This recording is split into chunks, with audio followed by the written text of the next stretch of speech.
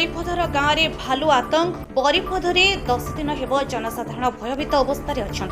भालू निकट में सागवान जंगल में शोता देखि गाँ लोके वन विभाग को जणाई वन विभाग कर्मचारी पहुंची वन कर्मचारी भालू पाखक न जावाई लोक कही गाँव में संज हेले ताटी कबाट बंद हो लोके भयभीत अवस्था अच्छा गाँव में स्ट्रीट लाइट व्यवस्था दाबी बारंबार सरकार को अनुरोध कले सरकार लोकों कथा को कर्णपात न देउथिबार अभियोग करुथिबार देखिबा को मिलिछि। तम ना कोन मोना होछि साहेब सुना बरिपदर ग्राम गंगुड़ा पंचायत डाबुगा ब्लॉक आम गाँ को संध्या बेले भालू प्रवेश होछि आउ आमे भालू को मध्य देखिकरी टिके दुधात करी फेगुछु आउ तापरे आमे अंधार रे रहउछु लाइट नै पाइट नै आउ हमको जेंती हेले सरकार को हम जणुछु स्ट्रीट लाइट दुईटा हमको जेंती हेले जगाइबे